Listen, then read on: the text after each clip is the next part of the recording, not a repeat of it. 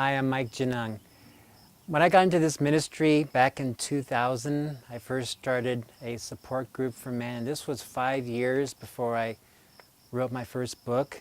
So I went to a Christian bookstore at a large nationally known ministry, and I bought half a dozen books for the men. The book cover had a big picture of a dove on it, white cover, very innocent looking. So I took the books up to the counter to pay for them, and the lady, who looked like she's in her, I don't know, 50s or something like that, she all of a sudden like half panics and starts shoving the books in a brown paper bag like I was buying porn or something. And I really hadn't been exposed to what churches do or don't do with pornography, although I never heard them talk about it.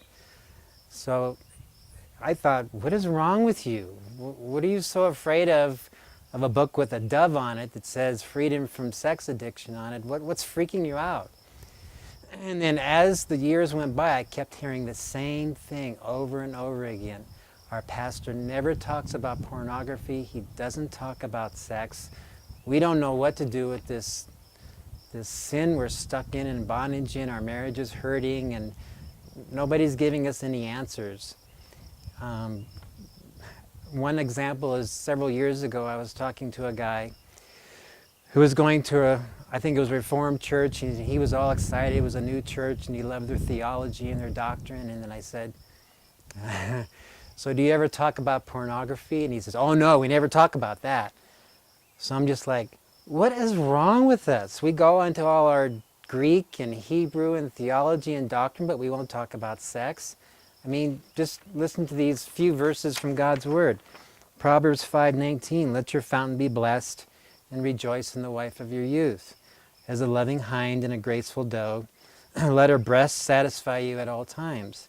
Be exhilarated always with her love. Now, I'm a married guy, and I love that verse, so, I might like to quote it a lot at home, but still, God is saying, have at it, enjoy it when it comes to sex.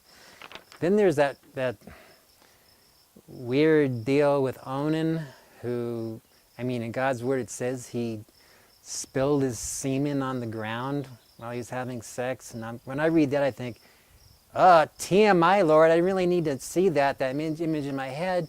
But you know what? God went there. There's Sodom and Gomorrah, which is basically a rape scene, or wannabe rape scene, where these guys wanted to rape Lot. And then Lot offers them his daughters to rape. That's just like totally off bizarre, but God goes there once again, right before he fries the place. And then there's Song of Solomon. How beautiful are your feet in sandals. O princess daughter, the curves of your hips are like jewels, the work of the hands of an artist. Your navel is like a round goblet. Your belly is like a heap of wheat. Your two breasts are like two fawns, twins of a gazelle. Your stature is like a palm tree, and your breasts are like clusters. I said, I will climb the palm tree. I will take hold of its fruit stalks. So, and may your breasts be like clusters of the vine. That's a husband saying, I want you. And he's getting descriptive there with body parts.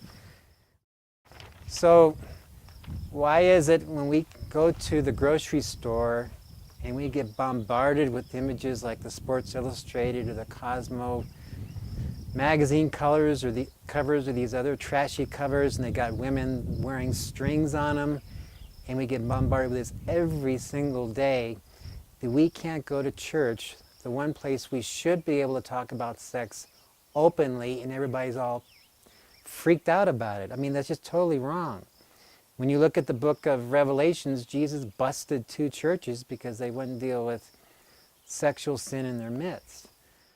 So what's the point of all this? Is it just to say we need to talk about sex just to talk about sex because it's in God's Word?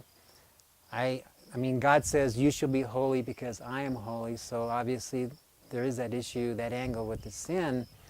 But I think there's more to that. I think part of it is just God is passionate and wild about every single marriage that he put together. So if you read his Word, he says he put every man and every wife together.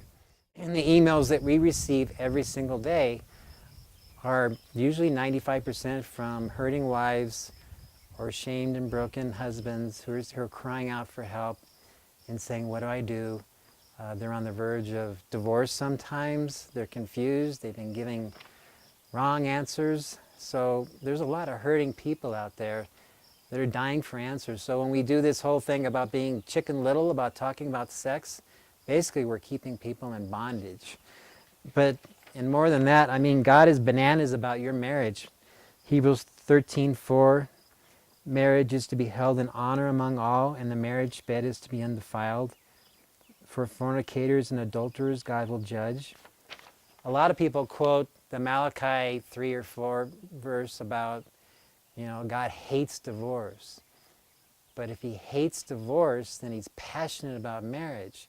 And if he's passionate about marriage, and there's 66% of the men are viewing porn, putting their marriages at risk, what do you think he wants to do with this issue with pornography and sexuality? He doesn't want us to play ostrich. He wants us to go for it and help the broken. So today I just want to encourage you, if you're a pastor listening to this, don't hide this anymore, please. You need to just go out there full bore, open it all up, give your people hope. We can help you with what that looks like. And let's change some lives.